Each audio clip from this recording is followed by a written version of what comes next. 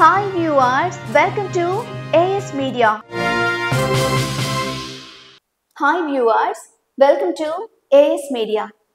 ఆంధ్రప్రదేశ్ మొత్తం రాజకీయాలు ఒకెత్తైతే కడప జిల్లా రాజకీయాలు మరో ఎత్తు. పౌరుషాల పురిటిగడ్డగా పేరు పొందిన ఈ ప్రాంతంలో రాజకీయ చైతన్యం చాలా ఎక్కువనే చెప్పాలి. నవ్యాంధ్ర అయినా ఉమ్మడి ఆంధ్రప్రదేశ్ అయినా కూడా రాష్ట్ర రాజకీయాలు మొత్తం కూడా కడప వైపే తిరుగుతాయి. దేశానికి ఉద్దండులైన నేతలను అందించింది కడపగడ్డ. Eddula Eswarareddy, Kandula Obulareddy, D N Reddy, Y S Rajasekhar Reddy, Y S Vivekanandareddy, Y S Jaganmohan Reddy వంటి హేమాహేమిలు ఈ ప్రాంతానికి చెందిన వారే. రెడ్డి సామాజిక వర్గం ఆధిపత్యంలో కాంగ్రెస్ కి కంచుకోటగా ఉన్న కడప వైఎస్ఆర్సీపీ ఆవిర్భావం తరువాత ఆ పార్టీకి స్ట్రాంగ్ పోర్ట్ అయింది. వైఎస్ ఫ్యామిలీ ఏకచక్రాధిపత్యంగా ఏలే కడపలో ఇప్పుడు రాజకీయ పరిస్థితులు ఏంటి? షర్మిల రాకతో జగన్ మీద పడే ఎఫెక్ట్ ఎంత? ఎప్పటి నుండో పాగా వేయాలని చూస్తున్న టీడీపీకి కాస్తైనా పుంజుకునే ఛాన్స్ ఉందా? రాబోయే ఎన్నికల్లో ఏ పార్టీ ఎక్కడెక్కడ విజయం సాధించబోతోంది? Let's watch the story. ఉమ్మడి కడప జిల్లాలో మొత్తం 10 అసెంబ్లీ నియోజకవర్గాలున్నాయి. ఇక్కడ ఓటర్ల సంఖ్య 30 లక్షలు. అయితే పోయినసారి ఎలక్షన్స్ లో 10కి 10 వైసీపీ గెలుచుకోగా టీడీపీ 0కే పరిమితమైంది. ముఖ్యంగా పులివెందుల నియోజకవర్గం పరిస్థితి ఏంటో ఇప్పుడోసారి గమనిద్దాం. ఇక్కడ నుండి సీఎం జగన్ మరోసారి పోటీలో ఉంటే బీటెక్ రవి అలియాస్ మారెడ్డి రవీంద్రనాథ్ రెడ్డిని టీడీపీ బరిలోకి దింపింది. ఈ స్థానంలో జగన్ గెలవడం ఖాయమే అని మెజారిటీ తగ్గించడానికి కూటమి ప్రయత్నిస్తోంది. గత ఎన్నికల్లో ఇక్కడ జగన్ మెజారిటీ 90,000. ఈసారి కూడా దాని రేంజ్ లోనే జగన్ కి మెజారిటీ వచ్చే అవకాశాలున్నాయి. కడప ఎంపీగా షర్మిల బరిలోకి దిగడం జగన్ మెజారిటీపై ప్రభావం చూపుతుందని భావించినా ఆ పరిస్థితి అయితే లేదు. కాపు సామాజిక వర్గం బలంపైనే టీడీపీ కూటమి ఇక్కడ ఆశలు పెట్టుకుంది. కానీ వారు కూడా హ్యాండ్ ఇవ్వడం గ్యారంటీ అంటున్నారు పులివెందుల ఓటర్లు. జిల్లాలో మరో కీలక సెగ్మెంట్ జమ్మలమడుగు. టీడీపీతో పొత్తులో భాగంగా ఈ సీటు బీజేపీకి దక్కింది. మాజీ మంత్రి ఆదినారాయణ రెడ్డి ఇక్కడి నుండి పోటీ చేస్తున్నారు. వైసీపీ నుంచి సిట్టింగ్ ఎమ్మెల్యే సుధీర్ రెడ్డి మరోసారి బరిలో నిలిచారు. సుధీర్ రెడ్డికి వైఎస్ ఫ్యామిలీ అండ బలంగా ఉంటే మంత్రిగా ఉన్నప్పుడు చేసిన అభివృద్ధి ఆదినారాయణ రెడ్డికి ప్లస్ పాయింట్. బీజేపీకి ప్రత్యేకంగా ఓటు బ్యాంకు లేకపోవడం మైనస్.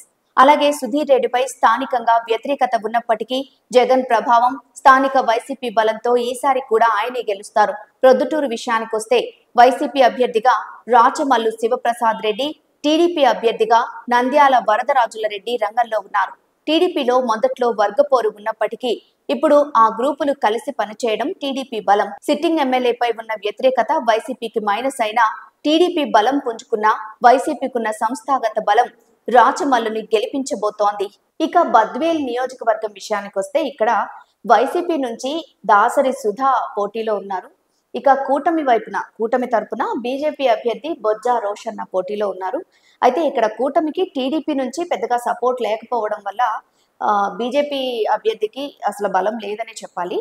ఇక కాబట్టి సుధాకే గెలిచే అవకాశాలు ఎక్కువగా ఉన్నాయి బద్వేల్ నియోజకవర్గంలో. రాజంపేట నియోజకవర్గంలో టీడీపీ నుంచి సుగవాసి సుబ్రహ్మణ్యం, వైసీపీ నుంచి అమరనాథ్ రెడ్డి, ఆకేపాటి పోటీ చేస్తున్నారు. అభ్యర్థిని మార్చడం వైసీపీకి కొంత మైనస్ అవుతుంది. అదే సమయంలో టీడీపీలో ఐక్యత ఆ పార్టీకి కలిసొస్తుంది. మొత్తంగా ఇక్కడ టఫ్ ఫైటే జరిగే ఛాన్స్ ఉన్నా కొంతలో కొంత మెజారిటీతో అయినా మళ్లీ వైసీపీయే గెలవబోతోంది. కడప నుంచి వైసీపీ అభ్యర్థి అంజాద్ బాషా, టీడీపీ నుంచి రెడ్డప్ప గారి మాధవిరెడ్డి రంగంలో ఉన్నారు. ఇక్కడ ముస్లిం ఓట్లు ఎక్కువగా ఉండటం బీజేపీతో టీడీపీ పొత్తు వైసీపీకి కలిసొస్తోంది. దీంతో వైసీపీ అభ్యర్థికి గెలుపు ఈజీ అయిపోనుంది. ఇక కోడూరు నియోజకవర్గం విషయానికి వస్తే ఇక్కడ వైసీపీకి బలం ఉన్నప్పటికీ కూడా ఈ వైసీపీ తరపున పోటీ చేస్తున్న కె శ్రీనివాసులు వైపు నుంచి కాస్త వ్యతిరేకతే వినబడుతోంది. కాబట్టి కడప జిల్లా మొత్తంలో కూడా కూటమి అభ్యర్థి గెలిచే అవకాశం ఉన్న ఒకే ఒక నియోజకవర్గం ఈ కోడూరు అనే చెప్పుకోవచ్చు. ఇక్కడ జనసేన నుంచి 6వ శ్రీధర్ రంగంలో ఉన్నారు. టీడీపీ క్యాడర్ తో పాటు కాపుల బలం జనసేనకు కలిసొస్తుంది. ఇక రాయచోట నియోజకవర్గం చూద్దాం. ఇక్కడ వైసీపీ అభ్యర్థి గడికోట శ్రీకాంత్ రెడ్డి విజయం లాంఛనమే.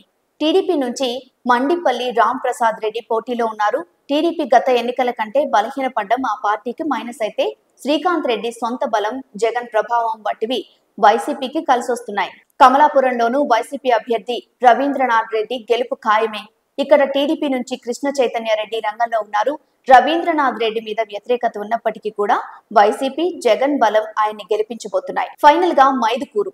ఇక్కడ టీడీపీ అభ్యర్థి పుట్టా సుధాకర్ యాదవ్, వైసీపీ అభ్యర్థి శెట్టిపల్లె రఘురామరెడ్డి మధ్య టఫ్ ఫైట్ ఉంది. సుధాకర్ యాదవ్ మీదున్న సానుభూతి, బీసీ ఓట్లు, అలాగే వైసీపీ అభ్యర్థి మీదున్న వ్యతిరేకత మీద టీడీపీ ఆశలు పెట్టుకుంది. అయితే క్షేత్రస్థాయిలో బలంగా ఉండటం, జగన్ ప్రభావంతో మళ్లీ ఇక్కడ వైసీపీయే గెలవబోతోంది. మొత్తం మీద ఉమ్మడి కడప జిల్లాలో 10 అసెంబ్లీ నియోజకవర్గాలకు గాను 9 వైసీపీ, 1 టీడీపీ గెలవబోతున్నాయి. ఇలాంటి మరిన్ని జిల్లాలకు సంబంధించిన పర్ఫెక్ట్ గ్రౌండ్ రిపోర్ట్స్ కోసం ఇప్పుడే సబ్స్క్రైబ్ చేయండి ఏఎస్ మీడియా. ఇలాంటి మరిన్ని ఇంట్రెస్టింగ్ వీడియోల కోసం ప్లీజ్ సబ్స్క్రైబ్ ఏఎస్ మీడియా.